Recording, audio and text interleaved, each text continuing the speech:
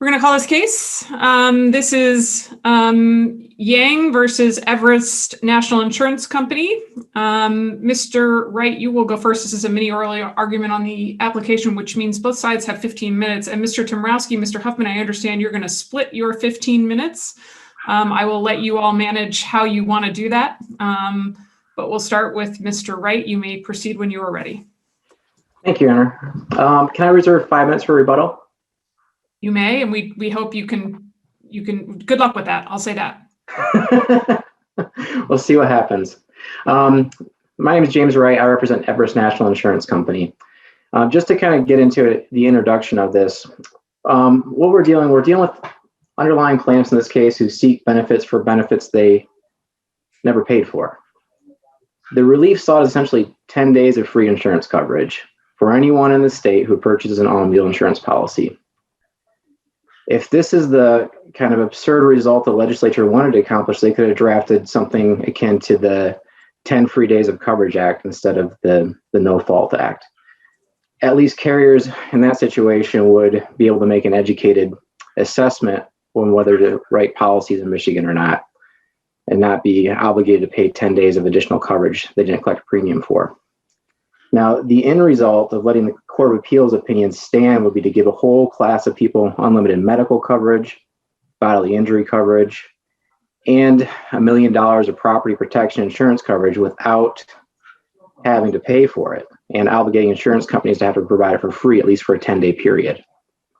Now, getting to the facts of this case, Mr. Yang isn't really innocent here. He admits that he didn't pay his policy premium. He paid his first month installment and then didn't pay anything else. It's really not a practice that's uncommon in Michigan for people to pay the first month and then let it lapse so they can get their tabs. That's just kind of commonplace. I don't really want to get to a policy argument, but it's out there. Now, he purchased the policy on September 26, 2017. He was warned on October 9th, 2017. Everest mailed a cancellation notice advising Mr. Yang that if his next installment was not received by October 26, 2017, the policy will be canceled for non-payment of premium. He failed, predictably, that's why we're here. He failed to pay the premium, and his policy was canceled on October 27, 2017, pursuant to the notice of cancellation. Now, Everest did something even more than what happened in the Knoll case. They sent out a offer of reinstatement, letting him know that his policy was canceled on October 30th, 2017. They mailed another document indicating that his policy had been canceled on October 27th, 2017, and offered to reinstate the policy if payment was received by November 26th, 2017 with a lapse. Mr. Wright, I'm going to interrupt you and just see what questions folks have, and then we can get back to you if there aren't any. Okay. But Justice Welch, we'll start with you on this one. Great, thank you. Thank you so much, Mr. Wright. I just have one question. This court in Titan Insurance versus Heighton stated that cancellation has a peculiar and appropriate meaning in the law.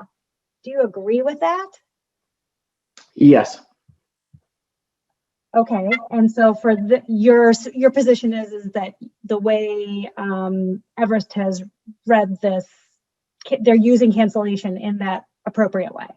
Yes, they're using cancellation appropriate according to the statute. There's a 10-day requirement that you're going to cancel if you're going to cancel a policy, and it doesn't say it says who it has to be sent to. It doesn't necessarily say when it has to be sent. So what they did was they sent this out before the due date. And I don't necessarily see that as a bad thing. I mean, just yesterday, I got on my phone and then later in mail, or on mail earlier, but on my phone, I got a reminder saying my homeowner's insurance is due next week. And if you don't pay it, you're not going to have coverage. So it's a warning that, 10 days in advance, if you don't pay your premium, your policy is going to cancel under this installment payment plan that they have opted for.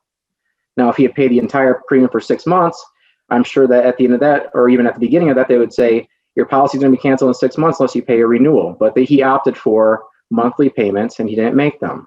And just because of business that we have in the insurance companies, they come in here thinking that we don't have to pay 10 days of free coverage. It's not written. That's not what's written into the act. So once the policy is canceled on the cancellation effective date, they would have to return any unearned premiums, which didn't occur here because he didn't pay the next installment. So the policy, as of October 27th, is canceled. He no longer has coverage under Everest. Thank you. Does that answer your question? It does. Thank you. Okay. Anybody else?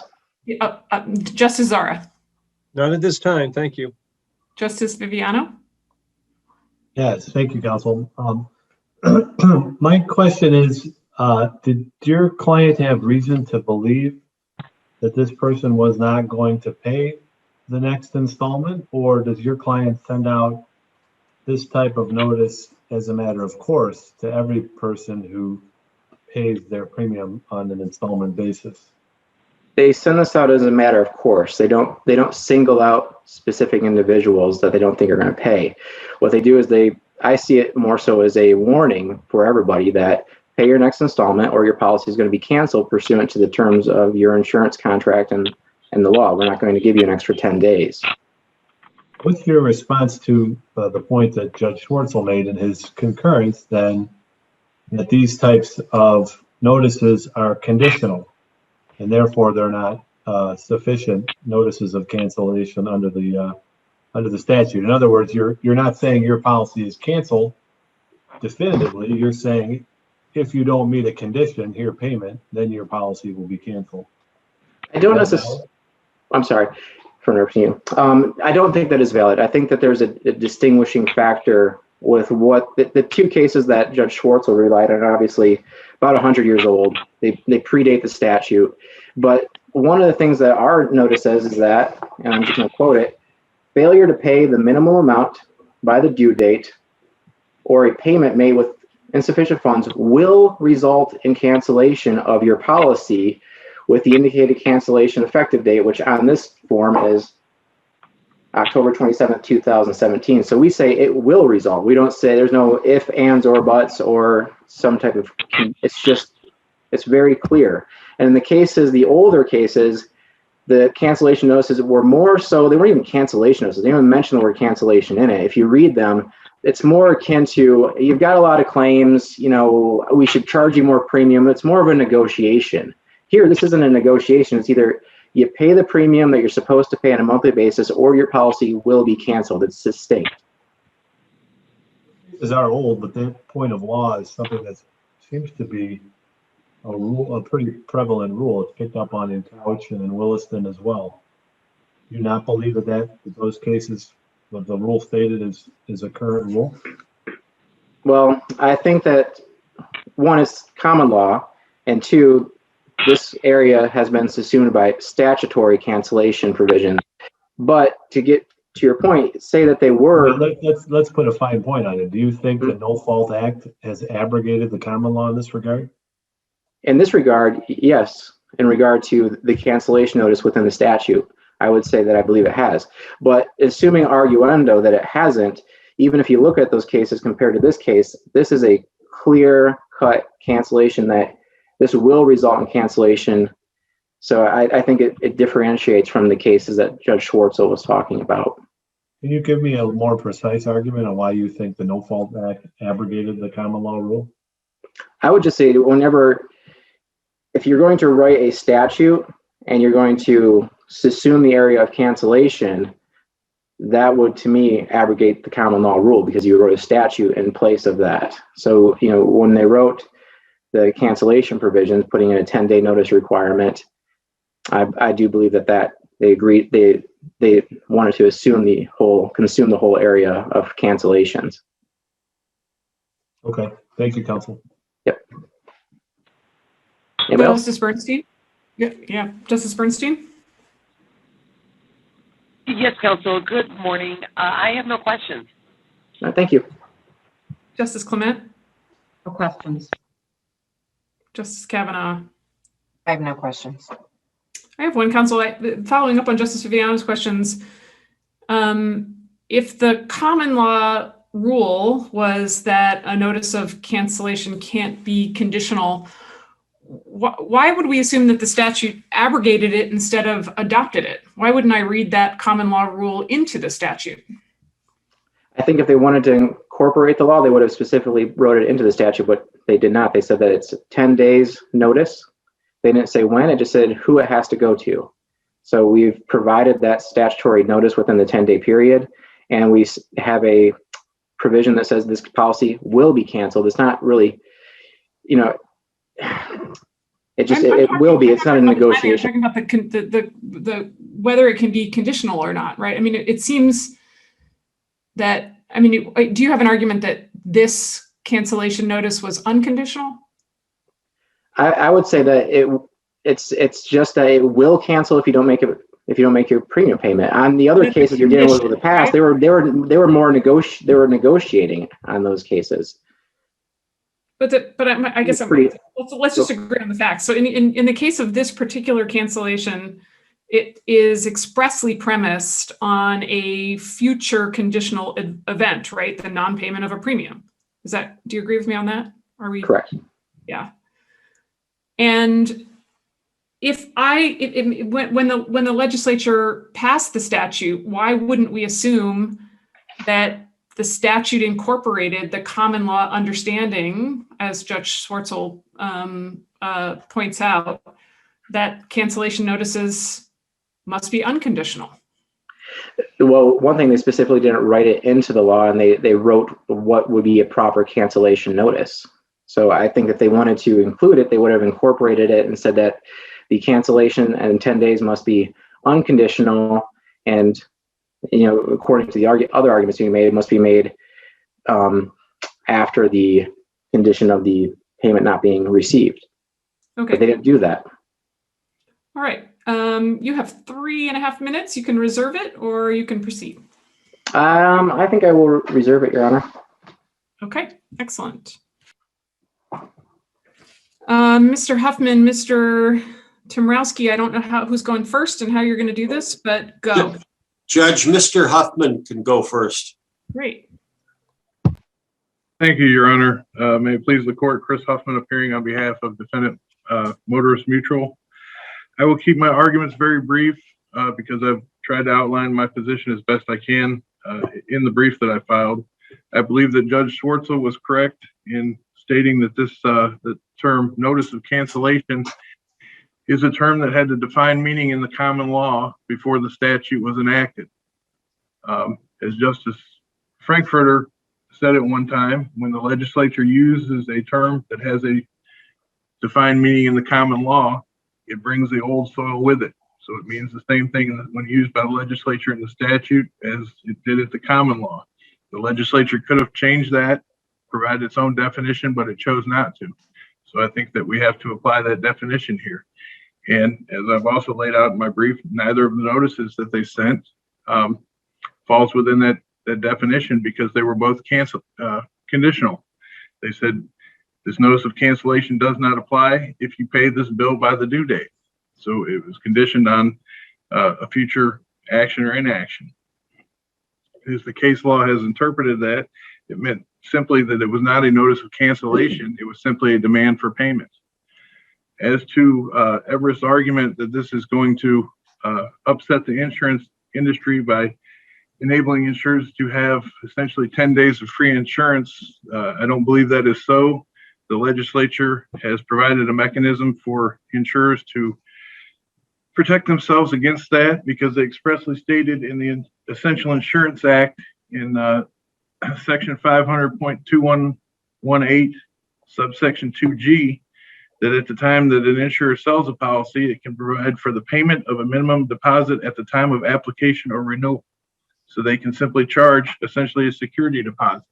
So if someone doesn't make a payment, you send a notice of cancellation saying you have not made the payment, it's canceled, and there is no 10 days of essentially free insurance. Beyond that, also, as I do also touch upon in my brief, I do not believe that as Everest wrote this provision into their policy, that the policy would enable their the notices that they sent to qualify. I think that the way that they have it written, when they say for non-payment of rent, that is an adverbial phrase that defines not only when they can send it, but why they can send it. And I think that a reasonable person reading the policy would interpret it that way. Mr. Huffman, let me interrupt you. Do you want Mr. Temrowski to address anything for now, or can I go see who has questions? I'm fine with opening up to questions unless Mr. Temrowski has something he'd like to add. I basically echo what Mr. Huffman said. Okay. I believe that the lower court and the Court of Appeals got it right. And Okay. Great. Let me see who has questions then. Justice Welch. Yes, thank you. Mr. Huffman, I'm just, obviously you have experience in the insurance world. I'm wondering, is this a common practice? Do we see notices like this, or I'm just trying to get a handle on sort of the industry and what goes on regularly?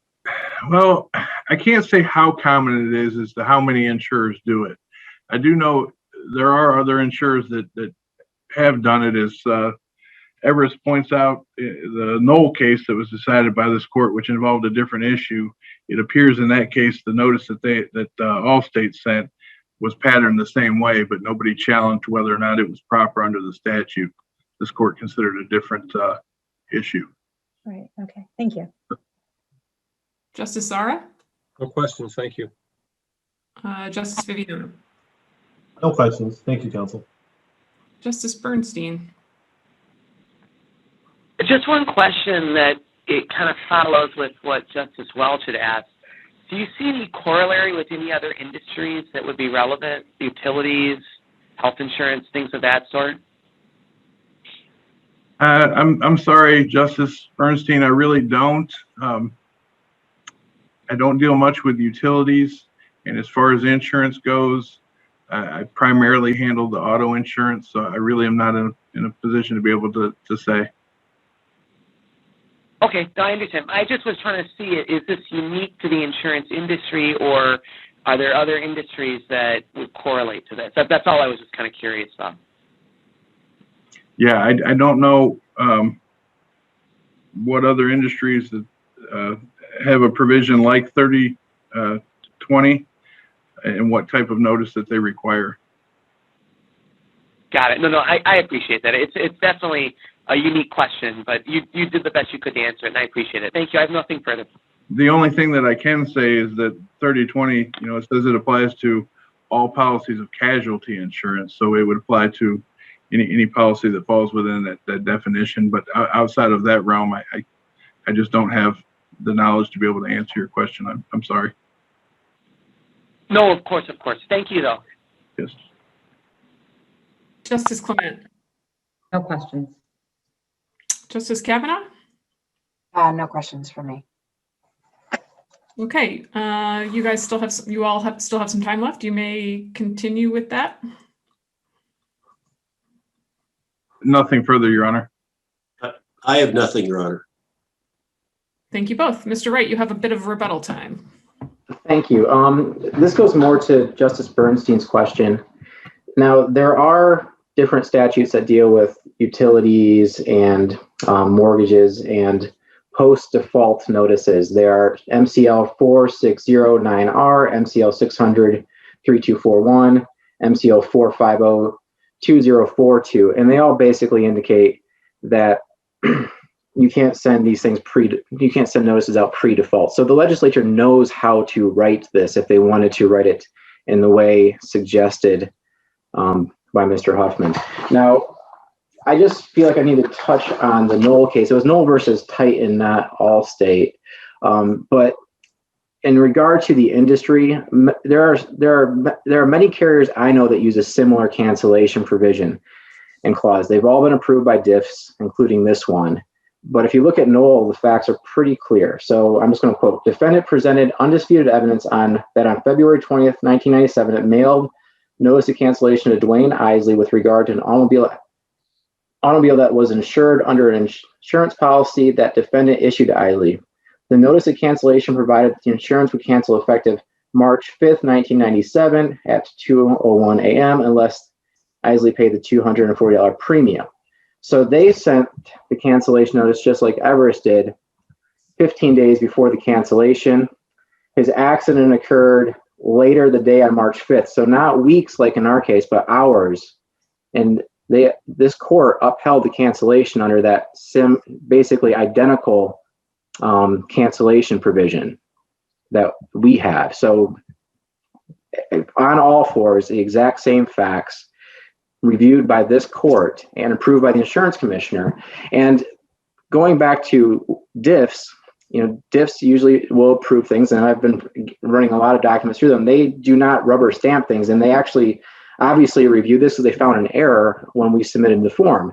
We had them labeled as the wrong entity, but they approved this, and it makes sense that they approved it on existing law because all they do is look at this court's decision in Knoll and say, well, this is the exact same cancellation provision that was in Knoll. So it makes sense that this would be good law in a good cancellation form, and it's also used by different carriers in the industry. And with that, I guess I rest my case. Thank you, Mr. Wright. Let me see if anybody has additional questions for you. Does anybody have another question? I have one. I was just curious, Mr. Wright, is it Everest practice to sort of pre-cancel or preconditionally cancel policies for other reasons other than non-payment? Do you send out notices that say you have an obligation to, submit to an EUO, and in the event that you don't do that, we're going to cancel the policy if you don't do it? Do they say you have an obligation to provide us timely notice of an accident or claim, and if you don't do that, do you do that? So, or is it only in the context of failure to pay a premium? Only a failure to pay a premium that I'm aware of. I know that Cruise versus State Farm doesn't allow you to basically use EUOs as a condition precedent, and I know that Everest doesn't do that I'm aware of. They may rescind policies based upon material misrepresentations and things like that, but not blanket cancellations that your policy will be canceled if you don't attend an EUO or something like that. I mean, cancellation is obviously different from rescission or any of those arguments, but as far as I know, cancellation is just non-payment of premium. Okay, thank you. Any additional questions? Yeah, I have one follow-up or one question.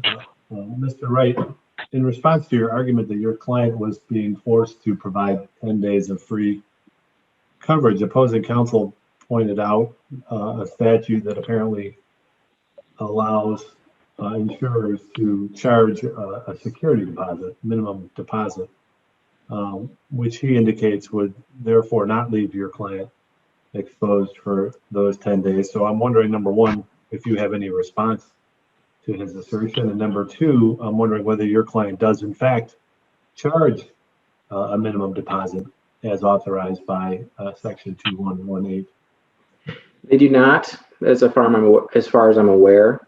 But the other implication is, Everest writes non-standard policies. So they write policies that are affordable to people, and then to force them to pay a deposit on top of that, like akin to a security deposit, I think you would, as far as public policy reasons, you wouldn't want that because it would make insurance even more unaffordable than it already is. So I don't think that the class of people they sell to could afford that. So they write high-risk policies, and therefore you think they are less likely to charge a security deposit? Yes. They don't. I know they don't charge a security deposit, and I don't think they're required to under law. The point is, you don't. It sounds like you're not contesting that insurance companies could charge such a deposit if they were worried about these 10 days. I'm not. To be honest with you, I'm not familiar with that area of the law. But if we could, we don't, because I think people in Metro Detroit and people that are buying these policies and poor individuals are going to have enough problems paying, for policies, let alone if we make them pay a security deposit on top of the premiums that they're paying. Okay. Thank you, counsel. Mm-hmm. Any additional questions for Mr. Wright? Okay, thank you both very much. The case will be submitted. That concludes today's call. We will be back here tomorrow morning at 9:30. Thanks, everyone. Thank you.